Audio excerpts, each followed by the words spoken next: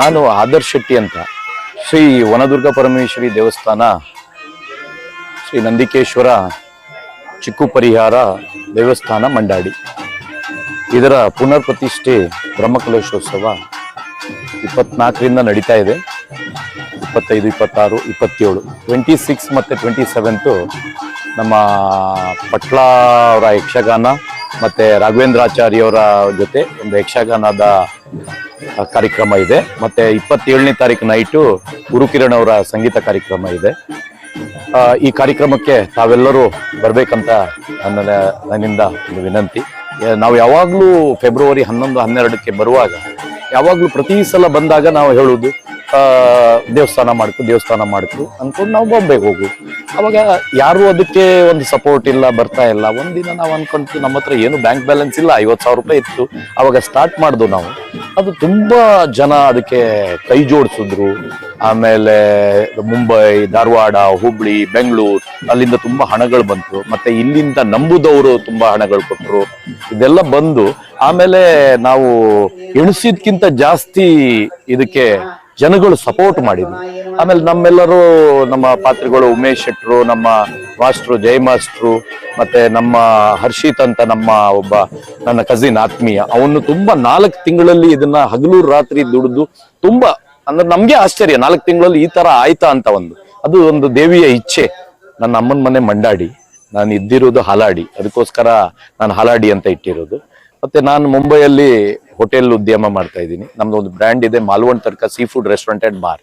All over India ನಾವು ಮಾಡ್ತಾ ಇದ್ದೀವಿ. ಇವಾಗ ಟೋಟಲ್ 20 ಔಟ್ಲೆಟ್ಸ್ ಆಗಿದೆ, ಇನ್ನು ಮುಂದೆ ಮಾಡ್ತಾ ಇದ್ದೀವಿ.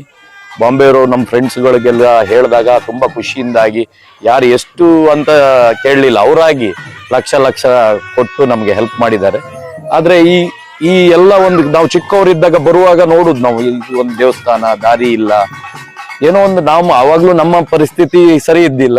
ಇವಾಗ ದೇವರ ನಮ್ಮ ಕೈಯಲ್ಲಿ, ನಮ್ಮೆಲ್ಲರ ಕೈಯಿಂದ ಒಂದು ಈ ದೇವಸ್ಥಾನ ಆಗ್ಬೇಕಂತ ಇಚ್ಛೆ ಇತ್ತು. ಆ ದೇವಿಗೆ ಒಳ್ಳೇದಾಗಿದೆ. ಎಲ್ಲ ಒಂದು ತುಂಬಾ ಒಳ್ಳೆ ಕಾರ್ಯಕ್ರಮ, ನಾವು ಎಣಿಸೋದಕ್ಕಿಂತ ಜಾಸ್ತಿ ಆಗಿದೆ. ಇನ್ ಮುಂದೆ ನಂದೊಂದು ಇಚ್ಛೆ ಇದೆ, ಈ ದೇವಸ್ಥಾನದಲ್ಲಿ ಹೇಳ್ತಾ ಇರೋದು, ನಂದು ಒಂದು ಔಟ್ಲೆಟ್, ನಾನು ನನ್ನ ದೇವಸ್ಥಾನ ಊರಿನವರ ಬಗ್ಗೆ ಏನಾದ್ರು ಒಂದು, ಯಾವ್ದಾದ್ರು ಒಂದು ಜೀರ್ಣೋದ್ಧಾರ ಆಗತ್ತೆ, ಎಲ್ಲಿ ಏನಾದ್ರು ಒಂದು ಹಾಸ್ಪಿಟಲೈಸ್ ಸಪೋರ್ಟ್ ಏನಾದ್ರು ಬೇಕಂತ, ಅದನ್ನ ಮಾಡ್ಬೇಕಂತ ಇದ್ದೀನಿ. ಒಂದು ಹೋಟೆಲ್ದು ಇನ್ಕಮ್ ಜನರಿಗೋಸ್ಕರ. ಈ ಕಾರ್ಯಕ್ರಮಕ್ಕೆ ಎಲ್ಲರೂ ಬರಬೇಕು. ಮತ್ತೆ ನಮ್ಮ ಮಂಡಾಡಿ ಕುಟುಂಬದವರು, ಇದನ್ನ ನಂಬಿದವರು, ಹೊರಗಡೆ ಅವರು ಎಲ್ಲರೂ ಬಂದು ಸಪೋರ್ಟ್ ಮಾಡ್ತಾ ಇದ್ದಾರೆ. ನಮ್ಮೆಲ್ಲ ಮಂಡಾಡಿ ಹುಡುಗರುಗಳು, ಯಂಗ್ ಜನರೇಷನ್ ಕ್ರೌಡ್, ಅವರು ಎಲ್ಲ ಬಂದು ವಾಲಂಟಿಯರ್ ಆಗಿ ಕೆಲಸ ಮಾಡ್ತಾ ಇದ್ದಾರೆ. ಎಲ್ಲರಿಗೂ ನನ್ನ ಧನ್ಯವಾದಗಳು. 26, 27ಕ್ಕೆ ಎಲ್ಲರೂ ಬನ್ನಿ, ಈ ಕಾರ್ಯಕ್ರಮವನ್ನು ಒಂದು ಒಳ್ಳೆ ರೀತಿಯಲ್ಲಿ ನಡೆಸಿಕೊಡಿ ಅಂತ ನಾನು ಕೇಳ್ತೀನಿ. ನಮಸ್ಕಾರ. ಮಂಡಾಡಿ ಶ್ರೀ ವನದುರ್ಗಾ ಪರಮೇಶ್ವರಿ ಹಾಗೂ ನಂದಿಕೇಶ್ವರ ಹಾಗೂ ಚಿಕ್ಕು ಪರಿವಾರಗಳ ಬ್ರಹ್ಮಕಲಶೋತ್ಸವ ಪುನರ್ ಪ್ರತಿಷ್ಠಾಪನೆ ವಿಜೃಂಭಣೆಯಿಂದ ನಡೀತಾ ಇದೆ. ತಮಗೆಲ್ಲರೂ ಗೊತ್ತಿರೋ ಹಾಗೆ 26, 27, 28 ಹಲವಾರು ಧಾರ್ಮಿಕ ಹಾಗೂ ಸಾಂಸ್ಕೃತಿಕ ಕಾರ್ಯಕ್ರಮಗಳು ನಡೀತಾ ಇದ್ದೇವೆ. ಮಂಡಾಡಿ ಹೋರುವರಮನೆ ಕುಟುಂಬದವರು, ಗ್ರಾಮಸ್ಥರು ಹಾಗೂ ಭಕ್ತಾಭಿಮಾನಿಗಳು ಎಲ್ಲ ಸೇರಿ ಒಂದು ವಿಜೃಂಭಣೆಯಿಂದ ಇದನ್ನು ನೆರವೇರಿಸ್ತಾ ಇದ್ದಾರೆ. ಇದು ನನ್ನ ತಂದೆಯಾದಂಥ ದಿವಂಗತ ಮಂಡಾಡಿ ಶ್ರೀ ರತ್ನಾಕರ್ ಶೆಟ್ಟರ ಕನಸಾಗಿತ್ತು. ಆ ಕನಸನ್ನು ಮಂಡಾಡಿ ಹೋರುವ ಮನೆಯ ಕುಟುಂಬಿಕರು ಹಾಗೂ ಗ್ರಾಮಸ್ಥರು ಸೇರಿ ನನಸು ಮಾಡಿದ್ದಾರೆ. ತಾವೆಲ್ಲರೂ ಈ ಒಂದು ದೇವತಾ ಕಾರ್ಯಕ್ರಮಕ್ಕೆ ಬಂದು ಶ್ರೀದೇವರ ಆಶೀರ್ವಾದ ಪಡೆಯಬೇಕೆಂದು ಕೇಳ್ಕೊಳ್ತಾ ಇದ್ದೇನೆ. ನಮಸ್ಕಾರ. ಸುಮಾರು 1000 ವರ್ಷಗಳ ಇತಿಹಾಸವನ್ನು ಪುರಾಣ ಹೊಂದಿರುವಂತಹ ಶ್ರೀ ವನದುರ್ಗಾ ಪರಮೇಶ್ವರಿಯ ದೇವಸ್ಥಾನ, ಮಾಂಡವಿ ಮುನಿಯ ತಪಸ್ಸಿಗೆ ಒಲಿದಂಥ ದೇವತೆ, ಹುಂಬಾಸುರನ ವಧೆಗಾಗಿ ನೆಲೆಗೊಂಡು ಪ್ರತಿಷ್ಠಾಪಿಸಲ್ಪಟ್ಟಿದ್ದಾಳೆ. ಈಗ ತುಂಬ ಜನ ಭಕ್ತರು ಇದನ್ನು ನಂಬಿಕೊಂಡು ಬಂದಿದ್ದಾರೆ. ಹಾಗೂ ಮಂಡಾಡಿ ಹೋರ್ವರ ಮನೆತನದ ದೇವರಾಗಿ, ಈಗ ಗ್ರಾಮ ದೇವತೆಯಾಗಿ ನೆಲೆಗೊಂಡು ಎಲ್ಲರನ್ನೂ ಕರುಣಾಮಯಿಯಾಗಿ ಕಾಪಾಡ್ತಾ ಇದ್ದಾಳೆ.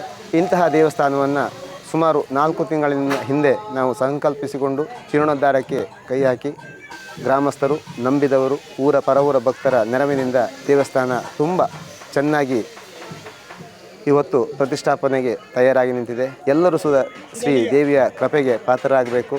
ಎಲ್ಲರೂ ಕೂಡ ಈ ಕಾರ್ಯಕ್ರಮಕ್ಕೆ ಬನ್ನಿ ಅಂತ ಹೇಳುವಂಥ ಹಾರೈಕೆಯನ್ನು ಮಾಡ್ತೀವಿ.